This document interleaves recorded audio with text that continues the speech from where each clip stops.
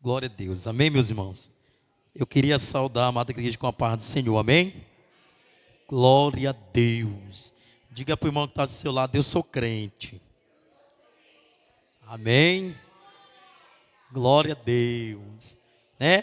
Às vezes, irmãos, a gente precisa repetir para o irmão que a gente é crente, que a gente está na casa de Deus, né? E na casa de Deus a gente tem que servir, amém? Louvado seja Deus. Vamos abrir comigo a palavra do Senhor em Neemias. Louvado seja Deus, livro de Neemias, capítulo de número 1. E eu queria ler até o verso de número 4 e frisar o verso de número 4, amém? Glória a Deus. Vamos todos abrir a palavra. Neemias, capítulo 1, versículo 1 até o versículo 4, e quero frisar o versículo 4, amém? O tema de hoje é as estratégias geradas pela oração. Esse tema é forte. As estratégias geradas pela oração.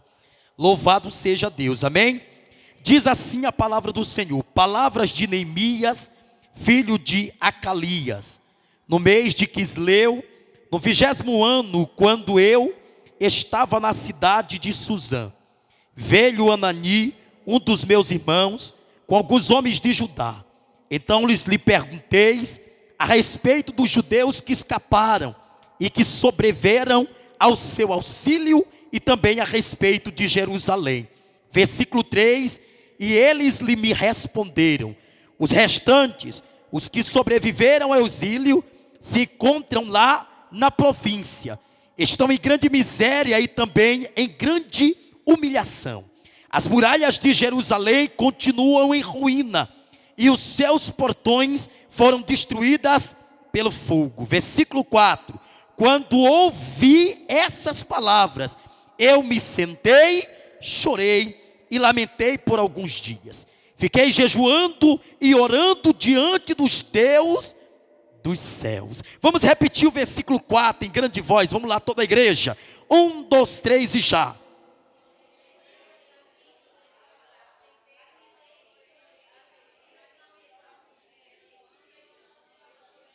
Glória a Deus, amém? Louvado seja Deus. Pode sentar aí em nome de Jesus.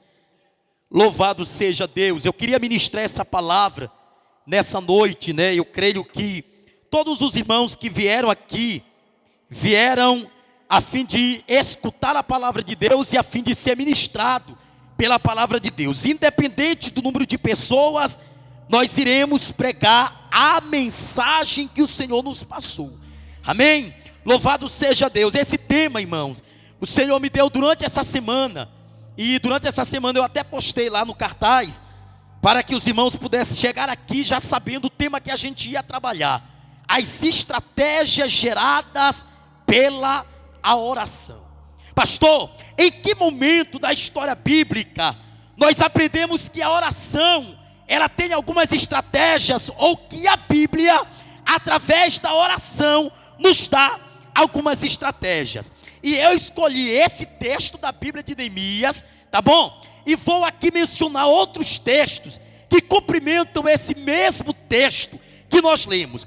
Quando a gente vê a palavra oração, talvez esse termo para muitas pessoas pode ser até muito comum, porque quem é que não sabe orar? Quem é que não sabe falar com Deus?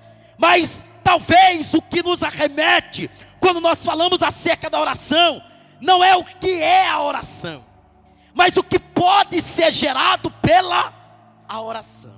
Eu queria que você perguntasse para o irmão que está do seu lado: diga, você sabe o que a oração gera? Porque muita gente se fala acerca da oração, do poder da oração, do exercício da oração, da propriedade da oração. Legal, todo mundo sabe isso. Quando a gente vê os textos da Bíblia, do Antigo Testamento ao Novo Testamento, a gente vê quanto a Bíblia se relaciona a vida do crente com a vida da oração. oração. A oração é importante, mas quando eu vejo também esse termo, esta expressão, oração, eu vejo duas coisas que talvez ninguém tem coragem de falar acerca da oração. Primeiro, a oração, ela não te exalta, a oração, ela te humilha. Que bênção! A oração, ela não te exalta, a oração, ela te humilha. No livro de 2 Crônicas, capítulo de número 7, versículo 14, o Senhor diz assim: e se o meu povo, que se chama pelo meu nome, se humilhar e orar. Olha para cá, gente, apareceu a palavra oração. Eu compreendo dentro desta palavra e eu vejo dentro desta palavra que oração me leva a me humilhar o meu eu, me leva a danificar o meu eu, me leva a quebrar o meu eu. É por isso que Cristo disse que todas as vezes que fosse necessário, a igreja, os irmãos, as irmãs, em geral orar, era necessário primeiramente nós nos humilharmos diante da potente mão do Senhor. Quanto é importante a gente entender isso. Me dê mais retorno aí, meu filho. Quanto é importante isso. Não adianta a gente vir para cá e a gente saber do poder da oração. Tem mães que quando senta aqui, ela já está tão cadonizada com isso, que ela diz assim: eu venho para cá para orar. Pronto, acabou. E ela já sabe fazer isso toda sexta-feira. Eu venho para cá para orar. Se você entender que a oração, ela não te exalta, você vai começar a entender que a oração, ela não vai fazer movimentos emocionais. Ele vai te quebrar. Ele vai te moldar. É como se Deus estivesse olhando para nós nesta noite e dissesse assim: ei, para você que veio ouvir uma palavra da minha parte, eu quero te dizer que oração é eu quebrando. Oração é eu quebrando. Oração é eu tirando os títulos, tirando os dons, tirando o conhecimento. É eu tirando o nome, para você entender. Oração. Essa é a primeira coisa que a oração faz. A segunda coisa, meu pastor, que a oração faz: a oração me esvazia das minhas concepções. A oração tira as minhas ideias. Eu vou falar isso aqui abertamente para vocês. Quantas de vocês não saiu de casa e o grau da sua adoração é de acordo com os fatos ocorridos num dia? Se vocês foram machucadas demais, se adora menos. Se vocês receberam tudo que era favorável, se adora mais. Mudou o negócio, não é assim. Não é assim. A Bíblia não ensina isso para nós. E eu vou lhe provar na Bíblia. 1 Tessalonicenses capítulo 5. Paulo está dizendo, no versículo 16, versículo 17 e 18. Paulo começa primeiramente dizendo: em tudo dai graça. Depois que Paulo diz em tudo dá graça, ele diz: orai sem cessar. O que é isso, meu pastor? Me explica abertamente. É Deus dizendo para nós: se você não tiver capacidade de entender que a oração não é só feita para pessoas, mas primeiramente vai te quebrar, você nunca saberá o que é oração. Você vai continuar dizendo: eu sei orar, eu oro demais. Quer ver algo? E olha que eu ainda nem entrei na pregação. Eu só estou dizendo para você o que a oração gera. Quer ver algo interessante? Todas as pessoas que oram muito, elas acham que elas têm todo o domínio. Calma. Toda pessoa que passa uma hora de oração, ela acha que ela é responsável por comandar o Todo-Poderoso. Quem disse? Você pode orar 1 hora, você pode orar 2 horas, você pode orar 3 horas, 4 horas, você pode orar como quiser, mas você nunca vai chegar no grau de saber qual é a vontade divina. Nunca. Deus não trabalha por isso. Nós estamos canonizando isso na nossa mente, né? De que pessoas que oram muito têm muito poder. Quem disse isso? Tem gente que ora para se amostrar. mas não ora para Deus ouvir. Agora eu vou lhe ensinar isso aqui, baseado nessas duas coisas que nós aprendemos agora, que a oração me humilha e a oração me esvazia. Eu começo aqui detalhando o ponto.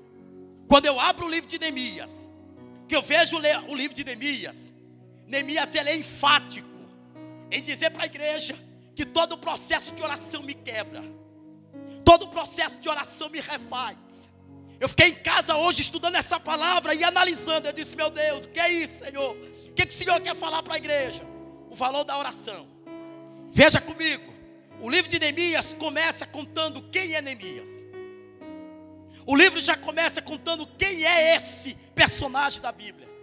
Só que ao decorrer que nós vamos lendo a partir do versículo de número 2, vai começando a mudar a ideia de quem é Neemias. E aí nós observamos que tem um irmão de Neemias que veio do exílio e agora está liberto. Porque nesse episódio do livro de Neemias, nós já estamos observando que o povo tem garantia livre, porque aqui é pós-exílico.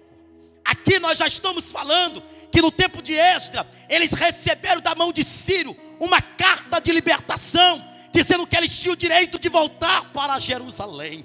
Eles podiam passear de cidade em cidade. Ananias está vindo, Ananias, e de repente Ananias está vindo juntamente com os seus irmãos. Quem é que eles reconhecem? Neemias. Só que Neemias faz um trabalho. Olha para cá, minha gente. Neemias é copeiro, Neemias serve, tá bom? Ele é alguém que está lá para servir ao rei. Louvado seja Deus. Mas olha o que a Bíblia vai dizer. Quando Neemias pergunta para Anani como é que está Jerusalém, ele não pergunta, primeiramente, a importância dele em perguntar não era querer saber como estava a cidade, é como estavam os irmãos. Às vezes, presta atenção, olha para cá, gente. A oração me faz eu enxergar o que os meus pés nunca conseguiram pisar. Quando eu oro por alguém, eu posso não saber o que essa pessoa está passando, mas eu sei que Deus está me levando em um grau aonde provavelmente os meus pés, aonde provavelmente o meu corpo não esteja ou não está. Anani responde: estão em miséria. Como é que é isso? Os irmãos de Jerusalém estão em miséria. É grave a situação deles. Eu estou vindo de lá e a resposta que eu trago é uma resposta depravada. Eu trago uma situação que não é favorável para a nação. Imagine comigo, gente. A nação que Deus disse que ia sair o Salvador, a nação que recebeu a promessa de Abraão, agora está só cinza, numa terra que não era sua. Neemias ouve. Quando Neemias ouve, eu mandei vocês frisarem o versículo 4, não foi? Versículo 4. 4 coisas que a oração me faz eu enxergar. 4 coisas que Neemias, através do que ele vai me ensinar, ele me oferta como estratégia. Primeiro, Neemias ouviu. Não existe crentes guerreiros de guerras para ser travada se esse crente não aprende a ouvir alguém.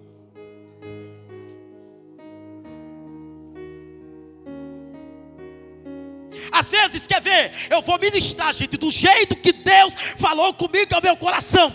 Tem hora que o inimigo está falando e às vezes a gente quer atrapalhar o momento dele falar. Calma. Como é que você vai aprender a fazer as coisas depois, se você não conseguiu ouvir o final do que o inimigo está falando contigo?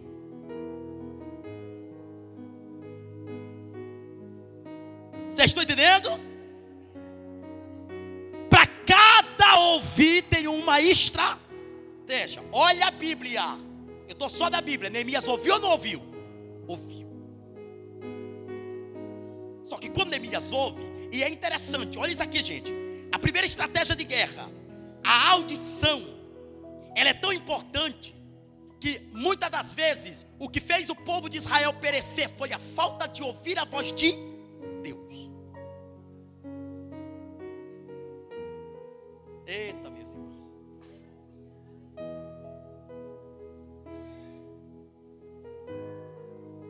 Aprendeu isso aqui agora? Aprendeu? A gente aqui é para nós. Foi para nós que viemos aqui para ouvir a palavra. O que faz nós cairmos às vezes na malha fina do adversário que se comunica conosco é não aprender o que ele está falando. Ouça. Ouvir é necessário. Olha aí, Neemias ouviu. Agora meu pastor Neemias vai fazer uma coisa que não é comum para alguém que tem visão espiritual. Ele senta. Só no versículo 4 ele dá essa estratégia. Ele ouve, o povo está em miséria. Ele vai sentar. Sabe por quê?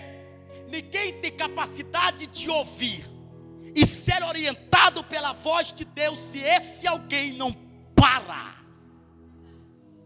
Não compreendeu, né? Era para ter dado um glória. Mas vamos lá.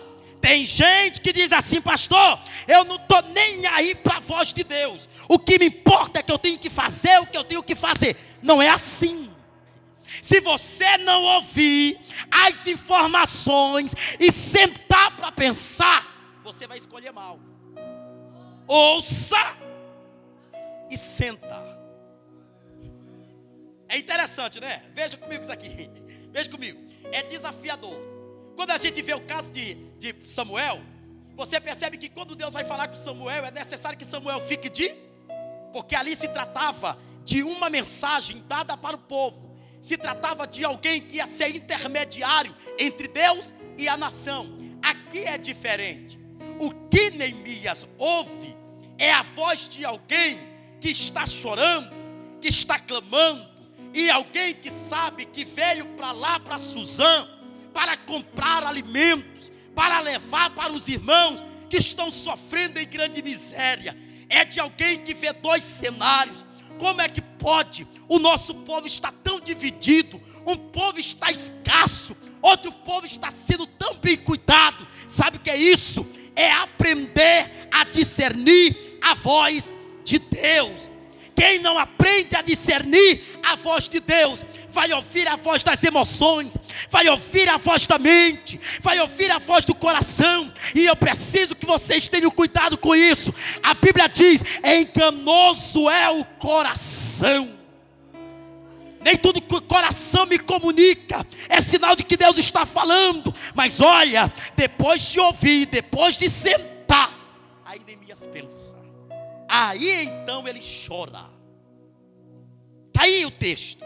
Ele diz: e chorei. Sabe por quê? Porque o choro me lembra que eu sou ser humano. O choro me lembra que eu sou impotente. O choro me lembra que eu sou pequeno. O choro me lembra que eu sou imaturo. Oh, glória. Ai. Você pode ver, nem todo crente é forte o suficiente para levar muita pancada. Tem hora que tu desaba. E o pior é que a gente quer passar assim, né? Um ser humano, imortal para as pessoas. O que é isso? Passa quem tu és, porque só assim Deus saberás que tu não é soberbo nem para adoração a Ele. Porque às vezes as pessoas chegam diante da presença de Deus e dizem assim: Senhor, aleluia, eu sou crente fulano, Pai, fiel em toda a estação da vida. Quem é você? Aí Deus olha para você e não vê desse jeito. Sabe como é que Deus vê? É igual Isaías está dizendo: bichinho de Jacó, vermezinhos de Jacó, impotentes, pequenos, aleluia. É necessário que nós chegamos diante da presença de Deus e a gente chora. Neemias chora. A quarta estratégia que Neemias me dá dentro da oração é que eu tenho que lamentar. Agora escute como é diferente. Lembra do texto que nós lemos em 2 Crônicas 7:14? Lá diz o que? Se o meu povo que se chama pelo meu nome clamar. Lá essa expressão clamar é fazer uma comunicação ao céu em velocidade. Quando eu clamo, eu expresso. Agora lamentar não. Lamentar é diferente de clamar. Lamentar é o inverso. Lamentar é eu me colocar no lugar do culpado. Olha como é interessante, gente. Depois que Neemias, ele pega o versículo 4, ele entra fazendo uma oração rasgada. Aí ele diz assim: ah, Senhor Deus dos céus, Deus grande, Deus temível, que guarda a aliança e a misericórdia com aqueles que te amam e obedecem os teus mandamentos. Sabe o que ele diz? Pecamos. Nós somos o povo que pecamos. Senhor, eu reconheço como é interessante a forma que Neemias, oh glória, ele ora ao Senhor admitindo um erro que possivelmente não se tratava do dele, mas se tratava da nação. Sabe o que eu quero colocar na sua mente? Se alguém da tua família não está no propósito de Deus, você precisa chorar. Se alguém da tua casa não está no propósito de Deus, você precisa sentar, você precisa lamentar, você precisa se colocar no lugar e dizer: Deus, a minha casa pecou contra o Senhor, a minha casa tem pecado contra o Senhor. Só depois disso, só depois de você se esvaziar, é que Deus vai começar a lhe dar os comandos. Era necessário Neemias tirar do seu coração, tirar da sua mente toda preocupação. É necessário, minhas irmãs, vocês tirarem dos vossos corações, das vossas mentes, toda preocupação para ouvir a voz de Deus. Pega na mão dessa irmã e diga para ela: aprenda. Diga: aprenda. Fala mais uma vez: aprenda. Oh glória, aleluia, glória a Deus. Depois que ele confessa, depois que ele pega, e aqui eu volto de novo a mencionar 3 textos que são individuais, mas 3 textos grandes, ricos em detalhes, no livro de 2 Crônicas, no capítulo 20, versículo 3 e 4. Aliás, versículo 3 ao versículo 12, conta a história de Josafá. Aleluia. Quando Josafá soube que os amonitas e moabitas estavam preparados no vale para guerrear contra Judá, a Bíblia diz que o quê? Ele ouviu a mensagem. Ele ouviu o que aquele homem teve para dizer. Mas para onde ele vai ser direcionado? Para a casa do Senhor. Ele reúne a congregação e diz assim para Judá: ó Judá, todos os moradores, tanto os profetas, quanto os sacerdotes, quanto os levitas, a todos, pequenos e grandes, nós entraremos agora em clamor, nós entraremos agora em jejum. Olha a arma de Josafá. Minha gente, nós estamos falando de um rei que tinha domínio, de um rei que não poderia se rebaixar para reconhecer, não. Se fosse outro como Nabucodonosor, grande estatura, né? Um homem valente, não queria reconhecer que era pequeno, foi comer capim, aleluia, para reconhecer que Deus é grande. Josafá fez o inverso, se humilhou logo, foi logo se derramar, esperou a orientação de Deus. No capítulo 20 de 2 Crônicas, versículo de número 12, a Bíblia diz que de repente Deus levanta Jaziel no meio da congregação. Quem é Jaziel, pastor? Levita, não pertence à classe de profeta. Ele se levanta e diz assim: ó tu, ó rei Josafá, e toda a comunidade de Jerusalém, de Judá, aleluia, aquietai-vos e sabei que eu sou. Não temas. Agora veja como a Bíblia se cumprimenta. Em Isaías capítulo 37, versículo 14 ao 20, conta a história de Ezequias, rei de Judá, que agora a Síria, através do seu governante, manda uma mensagem para Ezequias, dizendo que ia entrar, invadir, ia levar, ia furtar. Ezequias sai dali, pega a mensagem e vai para a casa do Senhor.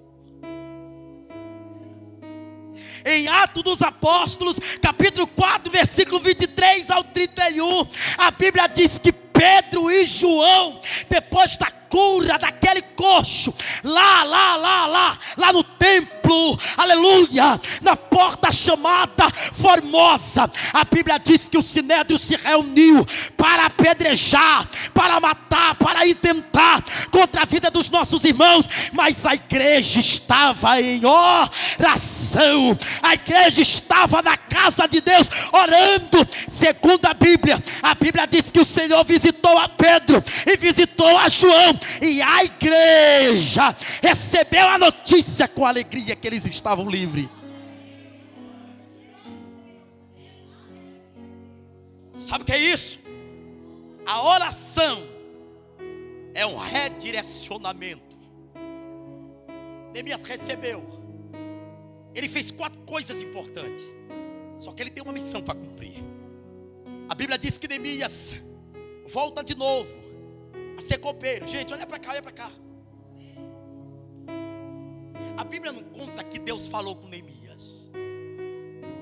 Não, a Bíblia não conta isso. Deus falou com Neemias. Mas depois de alguns textos, no próprio livro de Neemias, você vai perceber assim, que Deus, essa expressão que ele utiliza, e Deus propôs no meu. Sabe por quê? Olha para cá, olha para cá, olha para cá, olha para cá. Oh, glória. Tem coisa que nós aprendemos na oração que não dá para dividir.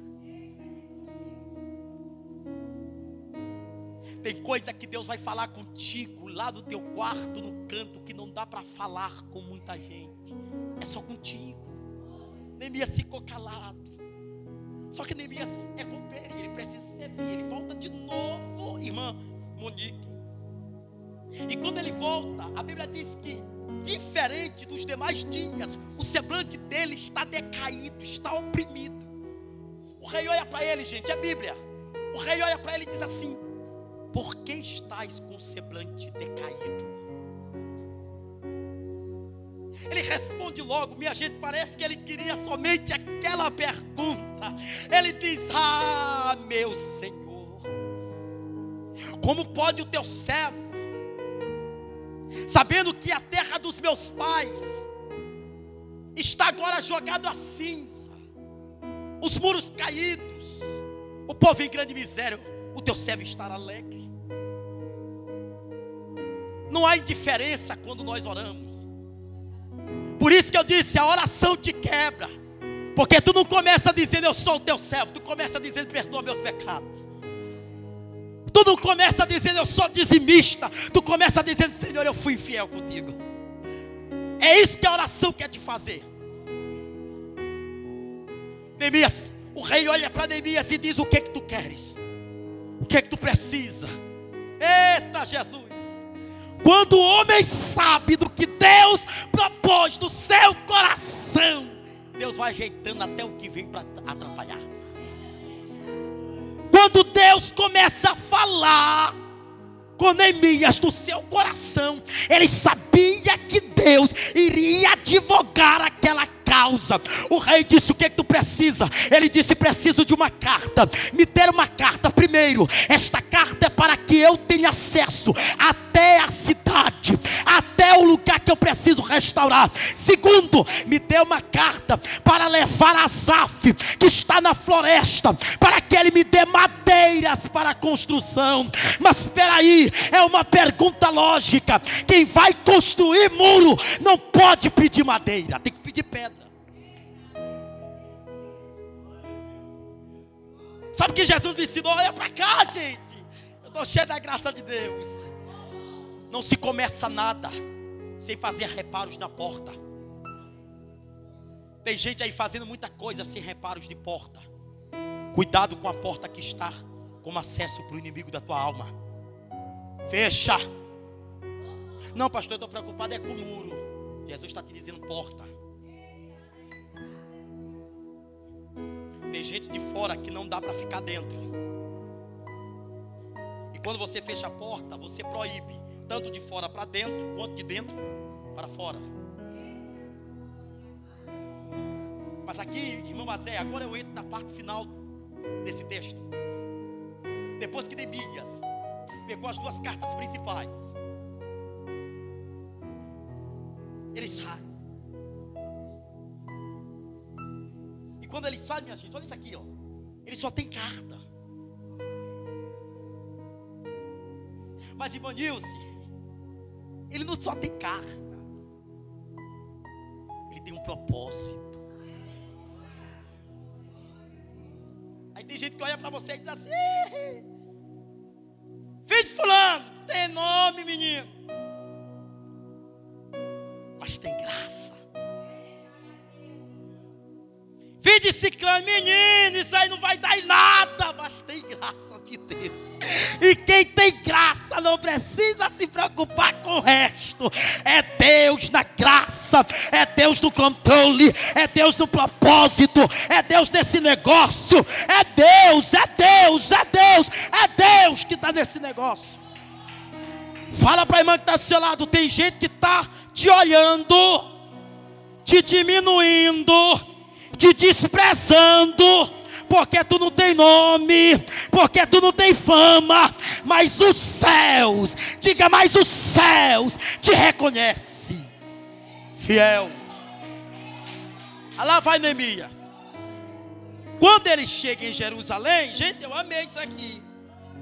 Eu li a tarde todinha, meu irmão, essa palavra. Eu gostei desse detalhe. Neemias chama os sacerdotes, os levitas, e chama o povo que estava em Jerusalém.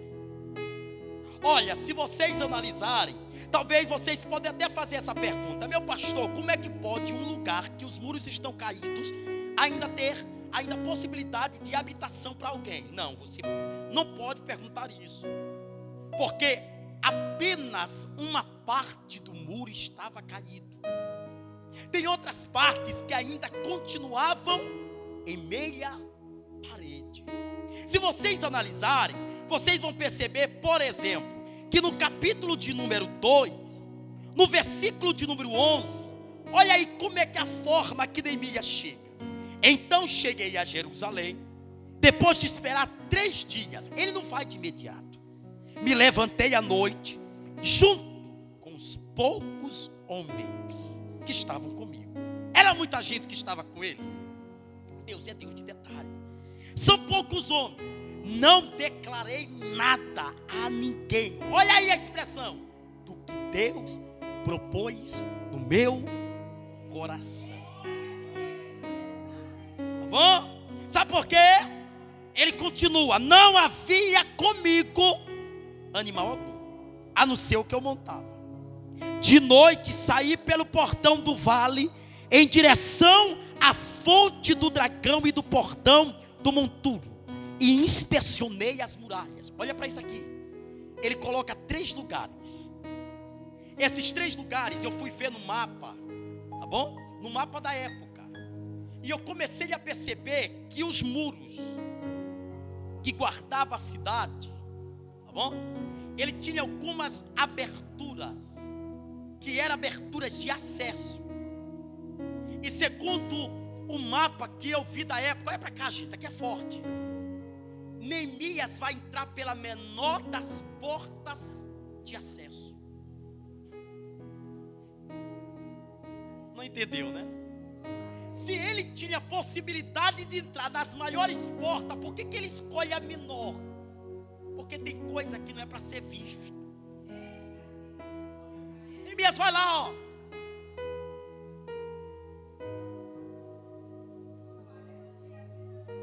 Volta. Só que tem gente que... Jesus está falando, eu tenho certeza. Só que tem gente que está muito ficcionado com o número de pessoas que vem atrás. Aí ele acha que por ele ter nome, fama, né, é pelo número de pessoas que está vindo com ele. Não. Neemias escolheu poucos homens, os mais fiéis, os mais íntegros, aqueles que ele confiava, e disse: venham comigo. Eu não vou falar nada do que Deus propôs no meu coração, mas vamos comigo. Sabe por quê? Quem conhece o seu líder anda com ele até no escuro, porque sabe que da boca dele, do coração dele, procede um propósito de Deus. Deus. Para com o líder como Neemias, nós não questionamos por quê, para quê. Nós sabemos e seguimos. Tem mulheres aqui nesta noite que Deus está dizendo: seja líder na tua casa, seja líder no meio da tua família, como meu pastor, orando pela tua casa, jejuando pela tua casa, apresentando a tua casa ao Senhor. E Deus, por esses dias, há de te visitar, dando estratégias para você vencer esta guerra. Você entendeu? Neemias entra lá e inspeciona, volta, espera. Só que ele chegou, não era para ele ir para a cidade logo. Ele espera 3 dias. Tudo com Neemias, olha para cá, gente. Quem recebe a orientação de Deus, baseado naquilo que ele já colocou no propósito do seu coração, já não dá mais nem um passo sem que Deus ministre de novo. Ele não saiu do lugar para dar um passo, ele ficou lá. Só que de repente, a Bíblia diz que ele sobe novamente. E aí olha, se vocês analisarem o texto, no versículo 16 ele diz aos magistrados, aos grandes de nome: não sabiam aonde eu tinha ido e nem o que eu tinha feito, pois ali não havia declarado coisa alguma, nem aos judeus, nem aos sacerdotes, nem aos nobres e nem aos magistrados, nem aos demais que iriam fazer a obra. Sabe o que ele estava dizendo? Eu vou inspecionar, eles não saberão o que eu fui fazer, mas é eles que vão fazer a obra. Não tem hora que tu... Oh, Jesus. Não tem hora que tu convoca gente que não quer estar no propósito, mas ele já está preenchido, porque tu já convocou. Aí tu diz assim: não, irmão, é porque eu não sei orar não. Como é que tu me chamou para orar? Eu não sei nem orar. Jesus está te dizendo: você nunca aprenderá sem fazer teste. Vai para a prática. Quem não sabe orar, sussurra. Quem não sabe sussurrar, lamente. Quem não sabe lamentar, clame. Alguma coisa você vai ter que fazer. E aí sabe como é que Paulo me alegra? Paulo diz assim, ó, Paulo diz para mim, ele me quebra todo e diz aqui.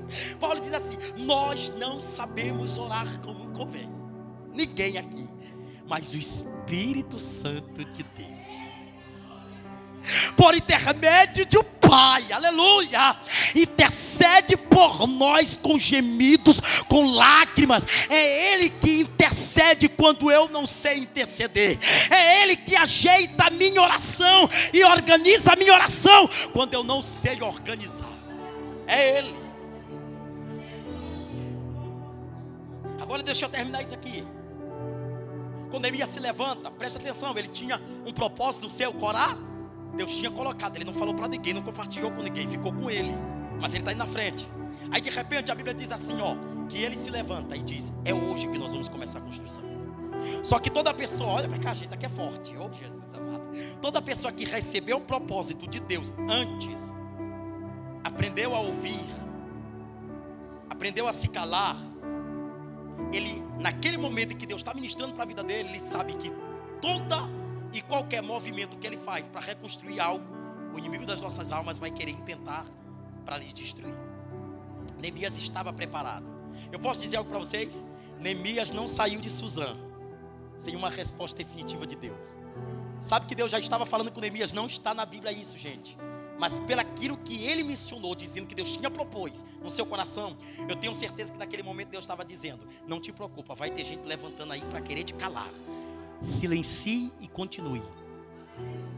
Eu vou falar rasgado. Tem gente que tu não precisa nem dar resposta, fique mudo.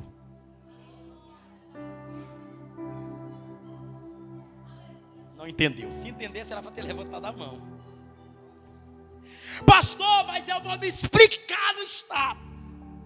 Pastor, mas eu vou pegar o meu Instagram, o meu Facebook e vou rasgar o verbo. Deus está dizendo: pessoas como Neemias não precisa perder tempo com gente que não está no mesmo propósito. Fica calado, fica na tua.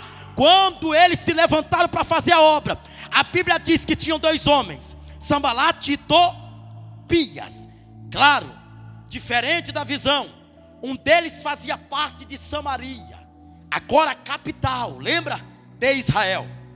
Só que em contrapartida, tinha alguém que era inimigo mortal do povo de Israel. Era Tobias, que era amonita. Ele sabia que o movimento que Neemias estava fazendo iria fazer com que ele ficasse lá embaixo. Tem gente que não consegue suportar o crescimento do outro, porque Sanbalat e Tobias são tipos de pessoas, ai Jesus, paralisadas, que não fazem nada, mas quando vê o outro fazendo, ele se levanta para derrubar. Lá vai Neemias, tem uma palavra cravada. Você vai ver o que ele vai se expressar. Quando ele começa, a Bíblia diz que Sanbalat e Tobias, a primeira coisa que eles fazem é intentar contra a obra. Aí ele vai intimidar a Neemias. Neemias está fazendo uma obra, eles estão lá, não vai dar certo esse projeto. Aí Neemias responde: estou fazendo uma grande obra ao Senhor, de modo que não poderei descer. Em outra versão, estou fazendo uma grande obra ao Senhor, de modo que não posso parar. Eu não posso parar, sabe por quê? Quem recebe a voz de Deus antes de começar uma reconstrução, sabe que quando o inimigo vier, ele vai querer que tu perca a atenção. E quem perde a atenção para ouvir bobagens, decretos verbais, verbalizados na boca de alguém, vai perder o propósito. Olha para e tu não te perde.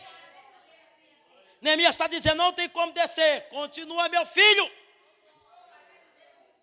Manda, vamos fazer a obra.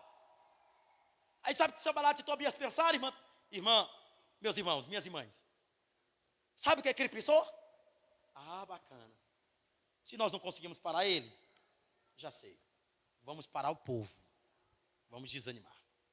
Sabe o que eles tentaram colocar na mente do povo? Escuta bem para isso aqui. Vai ter gente jogando pesado para não ganhar nada contra você, só para te ver entristecido. Oi, irmão, foi, agora tu está na igreja, é? Ah, menino. Igreja é lugar onde muitas pessoas querem derrubar outras. O que tu veio fazer aqui? Todos nós somos adoradores, independente do que nós fazemos na igreja. Todos nós somos servos. Quando alguém te disser assim, você tem que dizer: eu sou servo. Estou indo para a igreja para adorar. Eu não estou indo para a igreja para ser visto, para ser contemplado, para ser honrado. Estou indo para a igreja para adorar. Sabe o que eles disseram? Ei, Neemias, toda a comunidade que está contigo, tu estás intentando contra o Estado. Tu estás fazendo algo que não é direito seu fazer, porque isso é um intentado contra o rei. Está aí na tua Bíblia isso. Neemias olha para eles e disseram: nós vamos reconstruir, agora vocês não. Tem hora que a gente tem que dizer para muita gente: eu vou fazer, agora você não. Quem está entendendo essa palavra? Irmão, se você estiver sendo ministrado pela palavra de Deus e saber que Deus está falando contigo, Ele está falando coisas aqui tão minuciosas, tão secretas, coisas tão grandes e ao mesmo tempo tão simples, para você entender que Ele te colocou aqui, sentou você agora para ouvir. Você está dando glória porque eu sei que você está confirmando, mas tem coisas que não saem daqui valiosas. Terceira vez que eles tentaram. Agora vamos tentar contra a vida do líder. Na primeira tentamos intimidá-lo, não conseguimos. Na segunda tentamos intimidar o povo, enfraquecer o povo, não conseguimos. Na terceira vez eles vão lá onde Neemias: Neemias, nós queremos nos encontrar contigo. Venha ao nosso encontro. Tem gente parando a obra de Deus para se encontrar com o inimigo. Aí morre no meio do caminho, não sabe por quê. Porque parou. Neemias disse: eu estou fazendo uma obra tão grande grande que não me dá nem tempo de descer para conversar com alguém. A primeira vez eles mandaram a carta. A segunda vez eles mandaram mensagem. A terceira vez eles mandaram mensagem sem êxito, porque Deus havia propôs no coração de Neemias: faça a obra, reconstrói. É para isso que nós fomos chamados. É para reconstruir, é para levantar. Louvado seja Deus. Pessoas, ministérios que estão caídos, aleluia, abafados, neutralizados. Deus está te levantando nesta noite para levantar pessoas.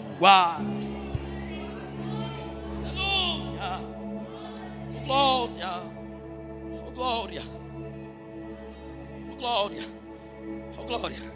Capítulo 6, oh Jesus Cristo, versículo 6, aparece um nome aí, por nome Gesem. Já tinha Sanbalate e Tobias.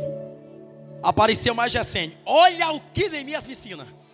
Quando o inimigo quer que eu vá até um dele, Neemias diz assim, no versículo de número 8: vocês estão inventando tudo isso, tá bom? Querendo que Neemias perdesse a atenção. Versículo 9: o que todos eles queriam era nos amedrontar. Eles diziam: as mãos deles largarão a obra. Tem gente torcendo para você errar o hino. Tem gente torcendo para você não conseguir pregar. Tem gente torcendo para você não evoluir. Está aqui, irmão, na obra. E dizendo eles que esta obra não será concluída. Agora olha o que Neemias fala, meu pastor. Isso aqui é para nós. Oh glória. Agora pois, ó Deus, fortalece as minhas mãos. Enquanto o inimigo está dizendo não vai acabar a obra, Deus está dizendo ora pelas tuas mãos. Enquanto o inimigo está dizendo não vai concluir a obra, ele está querendo te atacar, te afrontar, até mesmo denegrir a tua reputação. Mas Deus está dizendo: vai orar pelas tuas mãos, vai orar pelos teus pés, ora pelos teus joelhos, para você conquistar, para você continuar. A questão não é como começou.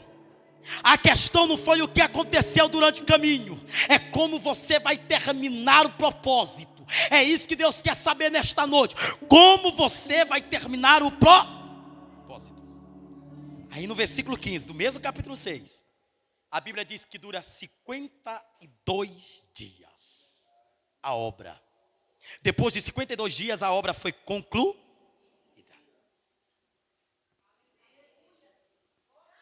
Sabe por que a obra foi concluída?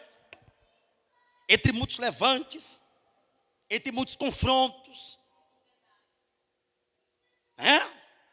entre muitas intercessões erradas. Gente, olha para cá. Vocês sabiam, eu vou pedir para que Deus, nesta noite, abra a sua visão espiritual. A igreja precisa utilizar os dons. É necessário nós termos mulheres de visões. É necessário a gente ter mulher de revelações, mulher de discernimento. Porque muitas vezes as coisas estão invertendo. Pessoas que estão dizendo eu estou orando por ti, mas está te prejudicando. Essa oração não é de Deus, é do diabo. Quando tem gente que está muito interessada, tome cuidado. Não, irmã, eu estou orando por ti. Crente que é crente ora é para Deus abençoar a irmã. Deus levanta. Deus, meu Deus, Senhor, a tua serva está lá desanimada, mas vai lá, Jesus, dá um toque nela. Mas tem gente que está orando. Jesus, ela está assim mesmo, é porque ela está pagando. Vai lá, Jesus, que ela reconheça. Que isso? Aqui, espíritos de Tobias, Sanbalate e Gesem tem muito no meio da igreja. Espíritos de confusões, de paralisia, de afronta. Mas Deus está colocando o espírito de Neemias em nós.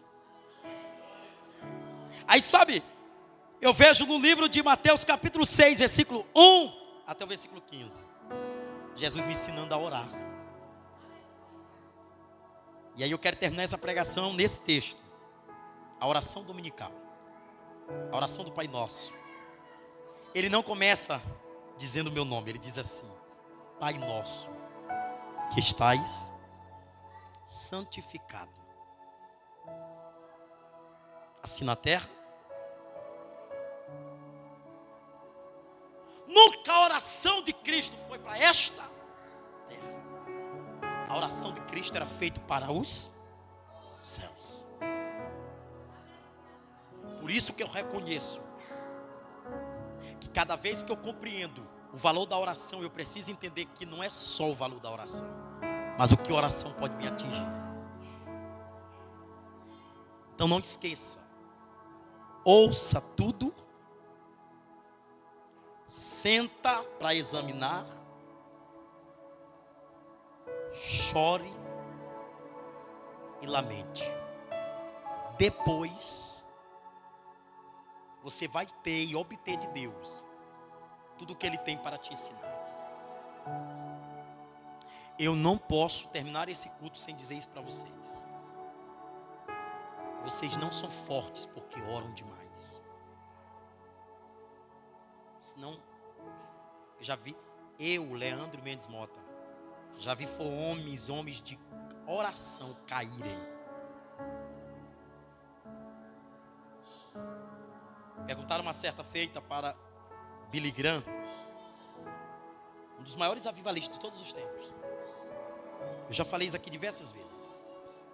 O cuidado que os pastores têm que ter, os cuidados que as dirigentes têm que ter, os cuidados que as intercessoras têm que ter, as componentes de vocais, as levitas da casa de Deus, os servos de Deus têm que ter. Perguntaram para ele: qual foi a tua maior tentação?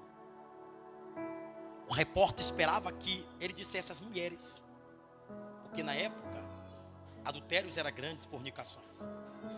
Mas ele disse: a minha maior tentação foi parar de orar. Porque para toda pessoa que já se acostumou a ser ministrado por Deus, ele já não quer mais orar. Ele já não quer mais colocar o joelho no chão. E mulheres, o que vai fazer vocês fortes não é quantas vezes vocês descem para orar, é quantas vezes vocês sobem a cumprir propósito. Tem muita gente descendo para orar e pouca gente subindo para fazer.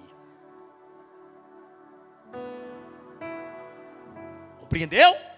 Muita gente descendo na olaria e dizendo: eu estou orando, mas pouca gente subindo para fazer a obra de Deus. Sabe o que está acontecendo? Os nossos campos missionários estão sem trabalhadores na seara, porque muitos só querem pagar o preço em casa, mas não querem utilizar as mãos, os pés para fazer. Queridos, essa semana agora nós tivemos um grande culto ali no Novo Aurora.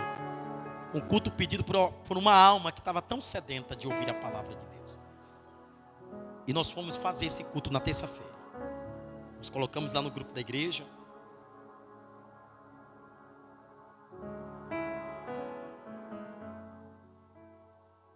Irmãos, se os irmãos puderem, amados, dê sempre uma olhada no grupo da igreja ao acordar. Eu fico vendo às vezes, né? Nós vamos acordando, o que a gente vai primeiramente, às vezes? Vai lá, irmão, depois da oração, vai dar uma olhada lá no grupo. Rapaz, quem sabe não tem alguma coisa lá que o pastor colocou para fazer a obra. E sabe por que eu me alegrei nesse culto, pastor Dário? Que eu me alegrei é porque não tinha muito crente. Tinha mais, era ímpio. Que nós estamos fazendo culto de rua com muito crente. Cadê os ímpios? E ali almas foram ministradas. E essa agora, depois do culto, né, o nosso irmão Fabrício mandou uma mensagem para mim, agradecendo a igreja, agradecendo esse maravilhoso culto, e que já quer um de novo. Eu disse: meu filho, é só tu comprar o bolo que a gente faz mais um culto. Foi lindo o culto lá. Nós vamos agora fazer mais cultos de rua. Nós vamos para o campo, irmão. Sabe como é que vocês vão ser ferramentas na mão de Deus? Não é aqui vindo toda sexta. É muito bonito, né? Pega a roupinha, veste a roupinha, sexta-feira, Bíblia. Pum, ciclo de oração, legal, bacana. Aí vive a batalha, pá, sexta-feira de novo.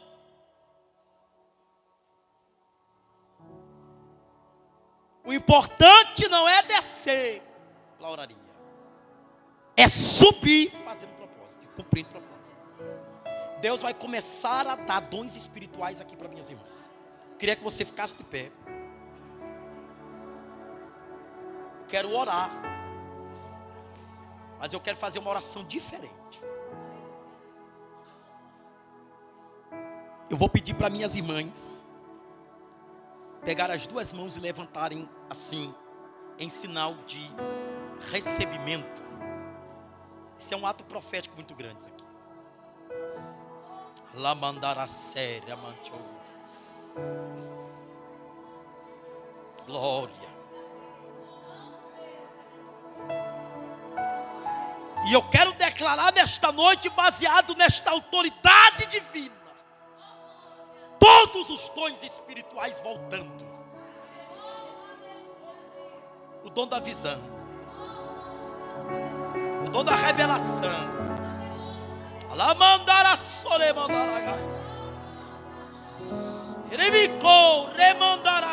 o dom da profecia, o dom do discernimento, o dom da oração, da súplica, o dom do louvor, do servir, do ser útil na casa de Deus. Volte para tuas mãos agora. Em nome de Jesus agora, nesta hora. Eu quero orar nesta noite. Deus, tem mães aqui paralisadas. Senhor, tem mães agora que estão em casa, ao encontro desta voz. Não importa a hora que vai chegar lá na casa dela. Que estão neutralizadas por espíritos malignos. Não conseguiram mais ser uma profetisa de Deus. Não conseguiram mais, louvado seja Deus, reger o vocal, louvar a Deus, adorar ao Senhor, porque foram paralisadas. Dê para elas o mesmo espírito que o Senhor deu para Neemias, o espírito de ousadia e não de temor, o espírito de cumprir propósito e não recuar.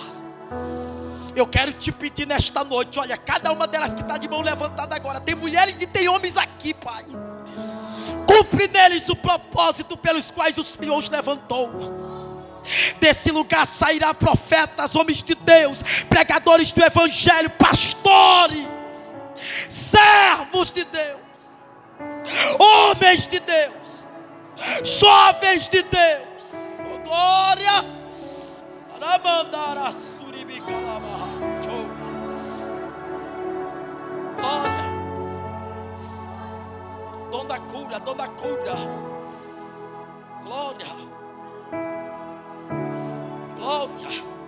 O Espírito Santo possa agora pegar na tua mão. Glória. Toca nos enfermos. Jesus está te liberando. Toca nos doentes.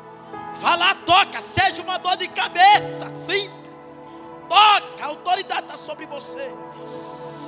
Glória. Isaías capítulo 61. O Espírito do Senhor estava sobre mim, esteve sobre mim, está sobre mim, pelo qual me ungiu para proclamar. Foi o Espírito Santo que te ungiu, não foi o pastor, não foi a igreja, não foi a igreja, foi o Espírito Santo que te ungiu para proclamar a liberdade. Deus, nesta noite, Pai da glória, eu faço uma oração, Senhor, em especial pelas irmãs que estão aqui, que receberam uma palavra da tua parte, que foram ministradas.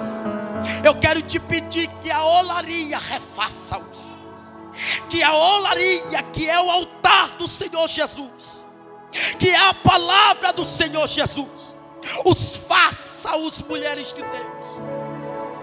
Faça-os homens de Deus.